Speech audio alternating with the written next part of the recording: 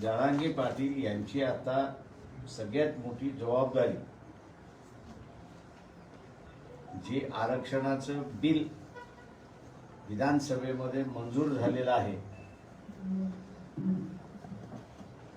ते टिकवणं ही पहिली जबाबदारी आहे.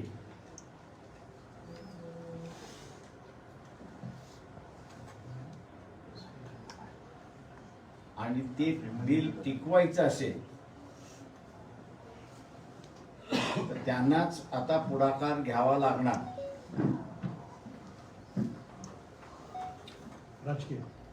राजकीय पुढाकार हा त्यांनाच घ्यावा लागणार. राजकारणामध्ये त्यांची विजिबिलिटी प्रतिनिधीच्या स्वरूपामध्ये त्या ठिकाणी असली पाहिजे.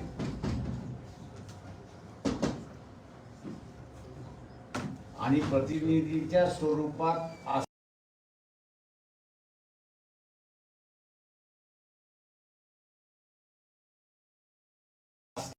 त्यांच्याच समाजातून जे विरोध करणारे आहेत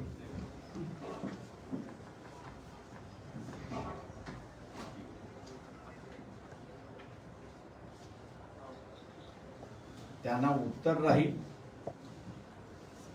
आणि जे बांधावरती आहेत ते बांधावरती न राहता या बिलाबरोबर मानसिकतेने जोडल्या जाते.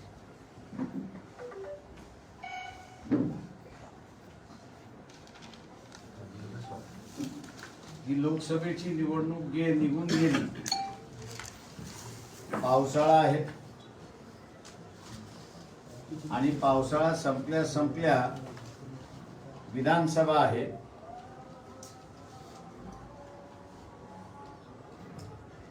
आणि विधानसभा गेल्यानंतर जरांगे पाटील यांनी हत्ती जो आतमध्ये घातलेला आहे, शेपूट फक्त शिल्लक राहिलेली आहे. हे सगळेजण त्या शेपटीला पकडून त्या हत्तीला बाहेर काढतील आणि अण्णा पाटलापासून ते असणारा खेडेकरापर्यंत या प्रश्नाचं जे खोबरं झालं तेच होईल अशी परिस्थिती आहे.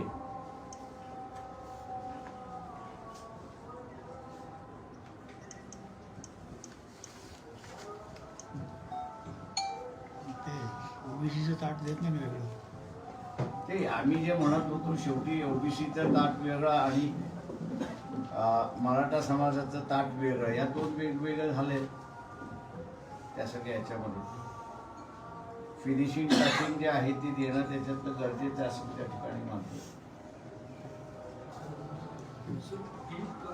कशा स्वरूपाचा संदर्भ आहे की तुम्ही जी मांडणी करताय ती काळजी करण्यासाठी? आता प्रश्न असा आहे त्याच्यामध्ये की तुम्ही काही करू शकता. फिजिकली जे आहे एब्यूज करणारी सुद्धा असणार त्या ठिकाणी असू शकते. त्याची क्लिप व्हायरल झाली आहे का? अजून तरी नाही झालेली आहे.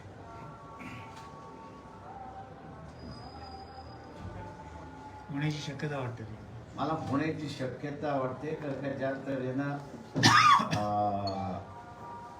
काही वर्तुळांमधली चर्चा आहे. पण आता सगळे पक्ष बसून जागा वाटपाचा मुद्दा ठरवत आहेत, ध्येय धोरणं ठरवत आहेत, कुणाला किती जागा मिळतील याच्यामध्ये मुंबई पूर्ण गडबडीत आहे. सगळे राजकीय पक्ष लागले आहेत आणि तुम्ही इथं बसून जरांगेची काळजी करता. हो, याचं कारण असं आहे की राजकारणामधलं ते सगळ्यात मोठं फॅक्टर आहे. ज्यांना सीट शेअरिंगची काळजी लागलेली आहे ते 2.5 वर्षामध्ये सेटल करू शकले नाही अशी परिस्थिती आहे. त्याच्यामुळे त्यांचं सेटल झालं. जे आम्हाला देतील आम्ही सगळे म्हटले मान्य करू किंवा आम्हाला चिंता काहीच नाही. आम्हाला तुम्ही जरांगेवर युती करू इच्छिता? आम्ही तर सगळं म्हणाल की तो लढला त्यांनी अपक्ष लढावं हे आम्ही अगोदरच सांगितलेलं आहे. ते लढले तर आमचा पाठिंबा आहे त्यांना. पण तुम्ही वारंवार सल्ले देऊन ते राजकीयाबद्दल तुमचा सल्ला घेत नाहीत. बाकी बऱ्याच गोष्टी तुम्हाला मानतात ते हळूहळू जरांगेंमुळं प्रस्थापित मराठी पडतील असं वाटतं का तुम्हाला? आणि त्यांचा जो प्रयोग आहे एकेका मतदारसंघामध्ये 3-3, 4-4 हजार उभं करण्याचा, त्याच्यातून काय साध्य होईल? त्यांच्यातून असा तर बॅलेट होईल. EVM जाईल. EVM जाईल. नाही, पण प्रस्थापित मराठे जे आहेत घराणेशाहीवाले, त्याच्यावर तुम्ही अटॅक करता, ते पडतील का? पॉसिबिलिटी मला दिसते त्याच्यामुळे, पॉसिबिलिटी मला असताना दिसते तिथे. या सगळ्या आपले जे उमेदवारांना एवढ्या मोठ्या संख्येनं मराठा समाजाचे उभे राहिले आरक्षणाच्या संदर्भात, तर त्याचा बेनिफिट हा भाजपच्या बाजूनच भाजपलाच मिळेल अशी एक शक्यता बोलली जाते. काय आहे, तुम्हाला ब्रेन वॉशिंग त्याच दृष्टिकोनातून केलंय, त्याच्यामुळे असं तुम्ही सगळेजण केस म्हणताय. तुम्ही माझं कधीच ऐकायला तयार नाही. मी असं म्हणतो, हे जर सगळे वेगवेगळे लढले तर BJP 22%च्या वरती जाणार नाही अशी परिस्थिती आहे. तुम्ही मान्यच करायला तयार नाहीये. वेगवेगळे लढले तर काँग्रेसवाल्याची मतं काँग्रेसवाल्याला जाते, NCP वाल्याची मतं NCPला जातील, शिवसेनेची मतं शिवसेनेला जातील, आणि सगळी हिंदू मतं आहेत. ती थोडी मुसलमान मतं आहेत. हिंदूंच्या मतांमधलं डिवाइड होईल. जी धार्मिक मतं आहेत, ती कट्टर धार्मिक मतं आहेत, तेवढीच मतं फक्त BJPकडे जातील. दलितांची मतं आहेत ती आमच्याकडे येईल. तुमची चोर लुटेर आता आणि तुम्हाला- सुपारी आता वाटणारी सीट होणार आहे शेअरिंग का? मध्ये आघाडी आता सीट शेअरिंग मध्ये तुमचं बोलणं काय चाललंय, तुम्ही माझं त्या अवस्थेत काय- काय आहे? कारण मी- ते तुमच्या बरोबरच्या युतीच्या आघाडीच्या त्यांची काय परिस्थिती प्रश्न असा आहे, तुम्ही सरळ सरळ मी असताना माझा आरोप आहे, तुमच्या मालकांवरती आरोप आहे. नाही, आमच्या आरोपांचं होऊ द्या. तुमचं सांगा ना मी आम्हाला. आरोपांचंच सांगतोय, कारण का तुम्ही जरी खरं पाठवत असला तरी तुमचा मालक ते खरं दाखवत नाही. तुम्ही सांगा ना, आता लाईव्हच आहे तुम्ही. मी आता- मी लाईव्ह आहे म्हणून आता मी आता असं खरं सांगतो. सांगतो. भांडण जे आहे ते काँग्रेस आणि शिवसेना उद्धव ठाकरे गट यांच्यामध्ये 10 लोकसभेच्या जागेवरनं मतभेद आहेत. ते मिटणार नाहीत का? 5 जागेंवरती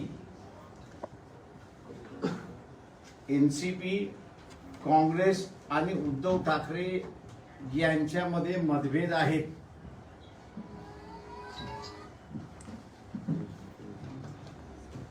तेव्हा यांचं भांडण मिटल्याशिवाय महाविकास आघाडी राहते की न राहते हा आमच्या पुढचा प्रश्न आहे, त्यांच्या पुढचाही प्रश्न आहे. तुम्ही महाविकास आघाडी राहिली तर आमची बोलणी त्या ठिकाणी होतात. महाविकास आघाडी राहिली नाही तर महाविकास आघाडीचा कुठला पक्ष आमच्या बरोबर समझोता करायला तयार आहे त्याच्याबरोबर आम्ही समझोता करणार. किती आमची जागांवरचा भूमिका संघर्ष स्पष्ट आहे, आहे. किती जागांवरचा संघर्ष हे आता नव्या ह्याच्यामध्ये आता कसं सांगता येईल. तुमचा समझोता पूर्वी शिवसेनेबरोबर झालेला 27 आहे. जागा मागितल्या. मी माझ्या जागा मागण्यापेक्षा तुम्ही वस्तुस्थिती पुन्हा लपवताय लोकांपासून. गेले 20 वर्ष हे सगळे समझोत्यामध्ये लढतायत. तेव्हा समझोत्यामध्ये लढत असल्यामुळे यांच्या हिश्श्याला ज्या जागा आल्या त्याच जागेमध्ये यांचं अस्तित्व आहे. ज्या जागा हे लढलेले नाहीत त्या ठिकाणी यांचं अस्तित्व नगण्य आहे. ही फॅक्ट आहे. त्याच्यामुळे आम्ही मागणं आता त्यांचं कुठल्याही पद्धतीचं डिस्ट्रीब्यूट न होता त्याला काहीही अर्थ नाही. त्यांचं ते पाहून घेतील. तुम्ही तुमचा क्लेम सांगा. शेवटी असे आहे की औरंगाबाद ही जागा राष्ट्रवादी कधी लढलीच नाही. तुम्ही राष्ट्रवादीकडे मागू का? उभाटाकडे मागायला. शेवटी तेच आहे. आम्ही उभाटाकडे बसणार तर उभाटाकडे मागणार. उद्या आमचं राष्ट्रवादी बरोबर बसायचं झालं तर औरंगाबादचा विषय येतच नाही, कारण त्यांनी कधी या ठिकाणी लढलेला नाही. मग औरंगाबादचा पर्याय खुला आहे तुमच्याकडे आणखी? ते माझ्याकडे 48 सीटांना पर्याय खुला आहे, एवढं लक्षात सर, या सगळ्या- याद्यांच्या आंबेडकर साहेब, या सगळ्या घोषणांची वेळ गोंधळात झालेली तुमची आहे काही आणि independent समजूत- तयारी आहे का आणि काही यादी वगैरे घोषित करणार आहात का तुम्ही? ते मी आणि शेवटपर्यंत हक्क दिला लिखित चार्ज. युती झाली पाहिजे याच्या प्रयत्नात आम्ही आहोत. अप टू लास्ट कधीपर्यंत असते असं काही शेवटचा फॉर्म भरेपर्यंत. पण तुमच्या याद्यांची जी घोषणा घोषणा जर आहे, होतात, ती की तुम्ही महाविकास समजोता जर नसेल माझं म्हणणं असं आहे की ती एकमेकांबद्दल राहणार आहेत का याची गॅरंटी त्यांनी द्यावी ना. नाही, आणि तुम्ही ते- आणि त्याच्यामध्ये असणारा जो स्पोक्स पर्सन जो आहे तो एकच आहे, संजय राऊत, संजय राऊत. तो उद्धव ठाकरेंचा आहे, तो काँग्रेसचा आहे शरद पवार. की तो शरद पवाराचा आहे. असं आता शब्द यायला लागली का कोणाचंही वकील पत्र कधीही घेतो आणि कोणाच्या बाजूने कधीही बोलतो. हा रोग तुमच्यावर महायुतीतले लोक करतात. ते महायुतीतले करत नाहीत. काँग्रेसवाल्यांचं स्टेटमेंट आहे का मला दाखवा. नाही, नाही, संजय माझा म्हणणं आहे संजय सोडून द्या. संजय म्हणून शिरसाट. म्हटलं की संजय हा शिवसेनेचा आहे. काँग्रेसने त्याला त्याचा स्पोक्स पर्सन केलाय का? महायुतीचा आहे. एनसीपी असतात त्याचा स्पोक्स पर्सन केलेला आहे का? महायुतीचा. काँग्रेस असं म्हणते का की हा. आमच्या आणि प्रकाश आंबेडकरांचे असणारे मतभेद आहेत वंचितचे? एनसीपी असं म्हणते का? तो उलट शरद पवारच त्या ठिकाणी असं म्हणतात आहे की त्यांच्या बरोबर आमची भांडणच नाही, आमची इंटरनल भांडणं आहेत. संजय राऊत पक्षामध्ये आला. महायुतीने केलेला आहे. महायुतीतून आरोप केला जातोय की तुम्ही महाविकास आघाडी बरोबर राहणार नाही. शिंदे गटाचे प्रवक्त्यांनी तुमच्यावर आरोप केला की तुम्ही महाविकास आघाडीपर्यंत राहणार नाही, सोबत राहणार नाही. शिंदे गटाने केलं ना. हा. त्यांना ते अपेक्षित पाहिजे ना. त्यांना वाटोळ आता त्यांनी सुद्धा दुसरा एक आरोप, त्यांच्याच गटाने दुसरा एक आरोप केला की तुम्ही रिपीट करत नाही. त्याच्यामुळे मी कान फाट्या राजकारणी नाहीये एवढंच फक्त मी सांगतो. म्हणजे तुम्ही तुमच्यामुळे हे सगळे नाचवले जात आहे. कोण महाआघाडी स्वतःहून नाचतं ते त्याला मी काय करू? अकोल्याचा उमेदवार बदलला भाजपने. बदल कोण? अनुप धोत्रे धोत्रे त्यांच्या मुलाला मुलाला दिलं. अनुप धोत्रे आजारी आहे, पण अनुप धोत्रे. मुलाला- कोणाला दिला? हा, मुलाला. मुलाला नाही, नाही, पण काय तुम्ही खरगे तुमच्या साहेबांना या- पत्र लिहिलं होतं त्याचं काही उत्तर आलं का? मला अजून काँग्रेसकडून काहीही उत्तर आलेलं नाही. खरगेंकडून आमची असणारी या आघाडीवर राहण्याचं ते पत्र म्हटलं म्हणजे सिन्सिअरिटी आहे की बा तुमचं जमत नसेल तर मी काँग्रेस बरोबर समझोता करायला तयार आहे. तुम्ही ज्या जागा MBA कडे मागताय त्याच्यामधलंच बसून आपण ठरवून घेऊ. अजून आणि काय केलं पाहिजे की ज्याच्यावरती तुमचा विश्वास बसेल. औरंगाबादची जागा पण मागणार तुम्ही बैठकीत? जिंकलेली जागा आहे, सोडणार कसं? फेरीने तर प्रचाराला सुरुवात केली, करू दे. स्तंभही पूजन केलं. वा वा. शिंदे गटाकडून पण संदीपान भुमरे यांचं जवळपास नाव फिक्स होतं शिंदे गटाकडून. आम्हाला एकदमच सोपी झाली मग तर. जागा नाही मिळाली तर अपक्ष उमेदवार टाकणार. नाही आम्ही भांडणार त्या जागेसाठी. आज तास थोडी आहे. पण ही जागा महत्वाची नाही सोडली तर अपक्ष राहणार. मग तुमचा पक्ष उभा राहील पाहिजे. आम्ही औरंगाबाद सोडणार नाही एवढं मी तुम्हाला सांगतो. कॅन्डिडेट कोण आहे? बोलतच नाही, पण शेवटी कसं पण आहे राज्यात सर फक्त तुमच्या या औरंगाबाद भूमिकेमुळे आहे. कन्फ्युजन फार आणि तुमच्या इम्तियाज जलील तर नाही. प्रामाणिकपणाबद्दलच प्रश्नचिन्ह त्यांना करायचं नाही. भाजप आणि RSS शेवटी फायदा होईल अशी इम्तियाज जलील होऊ शकता का उमेदवार? मग त्यांनी सगळ्यांनी असणारे इलेक्शन लढू नये आणि मला पाठिंबा द्यावा. मी BJPला आपटून दाखवतो या ठिकाणी. इम्तियाज जलील होऊ शकता का उमेदवार? त्यांनी 20 वेळा ते लढले त्यांच्या बरोबर आणि BJPला थांबू शकलेले नाहीत. इम्तियाज जलील होऊ शकता का उमेदवार? मी तुम्हाला सांगितलं गुलदस्त्यात आहे. काही होऊ शकतं. गुलदस्त्यात आहे. गुलदस्ता बराच दिवस लांबच जातो तुमचा शेवटी. नाही, नाही. परंतु आघाडी होणार नाही. इसका मतलब अंदर से बात चल रही है MIM से. अकोल्याबद्दल काय सांगाल? अकोल्यात तुमची स्थिती कशी आहे? तुम्ही कुठून उभे राहणार? त्यांनी आपण 2 ठिकाणी. नाही खायचं. यावेळेला काय परिस्थिती आहे? उमेदवारी आता नेमका चेंज झाला, त्याचे परिणाम काय? तुमचं काम काय? मला पाडण्यासाठी 2-3 वेळा जे आहे ती काँग्रेसवाल्यांनी मुस्लिम उमेदवार दिला. आणि त्याच्यामुळे आमच्याकडचा जो असणारा लहान ओबीसी जो आहे तो हिसकवण्याचा प्रयत्न त्या ठिकाणी केला. यावेळेस मुसलमानांनीच काँग्रेसवाल्यांनी सांगितलं तुम्ही मुस्लिम तर देऊन तर बघा, नाही तुमचा मर्डर केला तर आम्ही सांगतो बघा.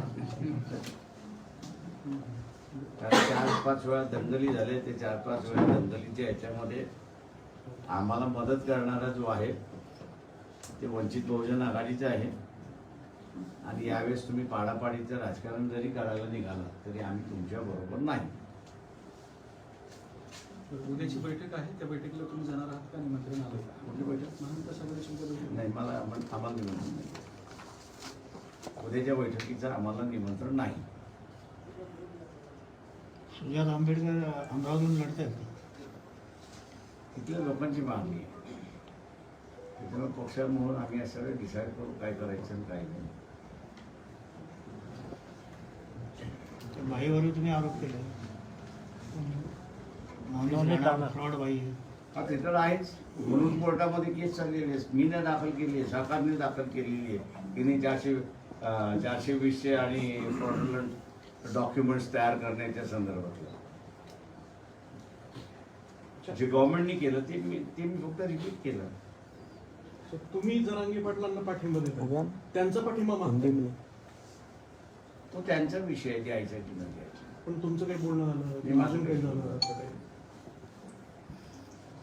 असं काही त्याने शिष्टमंडळ मागितलं आहे तुम्ही फक्त की आंबेडकरांच्या पाठिंबा उभा राहून आमच्या पुढचा इश्यू संपला तो. पण जरांगे पाटील दोन्ही लिखित अलिखित राहिले, अलिखित झाले, लिखित नाही अशा अर्थाने असं करारानामा लिखित होत नाही. नाही, ठीक आहे. मी नुसतं सजेशन केलं किंवा लोकांना विश्वास वाटावा म्हणून आम्ही बीजेपी बरोबर बसणार नाही. काय बवाल झालं त्याच्यामुळे आपण ठरवले आता काही कॅप बोलायचं नाही असं. पण जरांगे पाटील यांच्याजवळ इतर पक्षाचे लोक जायला घाबरतात, ते सुद्धा त्यांना हाकलून देतात, मान अपमान करतात. पण तुमच्याबद्दल ते खूप सॉफ्ट आहे, तुमच्याबद्दल कधीच वाईट बोलत नाही. शिवीगाळ पण करतात. तुमची स्तुती पण त्यानं करतात. तुम्ही विचारा. पण याच्या अर्थ काय जुळलंय काय? मी तुमची तारीफ करतो, चांगला माणूस आहे, आदर करतो मी. प्रामाणिक काय, अभ्यास आहे अशी तारीफ करत असतात नेहमी. आवडतात मला असं म्हणतो. चांगलं आणि तुमची मराठा समाजात चांगली क्रिया आहे असं सुद्धा जाहीर केलं. आंबेडकरांनी मागे तर स्पष्टच सांगितलं होतं की त्यांची आणि आमची युती होऊ शकते. आगे आगे देखो होता आहे क्या? कोण जरांगेवर. त्यांनी तर अगोदर जाहीरच केली ना पाठिंबा, त्याच्यामुळे युतीचा प्रश्न काय राहील. ते आणि तुम्ही सोबत निवडणुका लढवणार वगैरे अशा म्हणजे स्वरूपाचे असं काही नाही असं नाही. पण विधानसभेसाठी दोघे थांबलाय, लोकसभेत काही बोलायचं नाही म्हणून विधानसभेसाठी थांबलाय दोघे. ते मी आत्ताच तुम्हाला म्हणालो की त्यांना असणारा राजकीय संपवण्याच्या दृष्टिकोनातून पूर्ण तयारी झालेली आहे. मॅजिकच्या तेव्हा काळात त्यांना असणारा आता जे मिळालेलं आहे ते टिकवायचं असेल तर त्यांना राजकारणामध्ये आल्याशिवाय पर्याय नाही. त्यांना ते Thank you 10% सगळे आता. नाही, ते 10% आरक्षण त्यांना मान्य त्यांनी नाही. सगळ्या त्यांचं अस्तित्व, ते जर राजकारणात आले तर त्यांचं अटीच्या अस्तित्व आधारे किंवा तुम्ही सगळ्या जागा ओपन आहे असं म्हणता 48 तर हे कुठल्या लेवलला गेल्यानंतर सगळ्या ओपन असतात म्हणजे यांच्या समन्वयामध्ये किंवा तुमच्याशी बोलण्यामध्ये अशा अर्थाने. माझं म्हणणं असं आहे की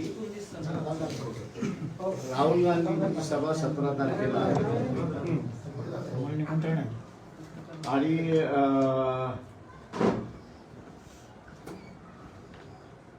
उद्या माझ्या अंदाजानं आचारसंहिता सुरुवात होते अशी माझी माहिती आहे.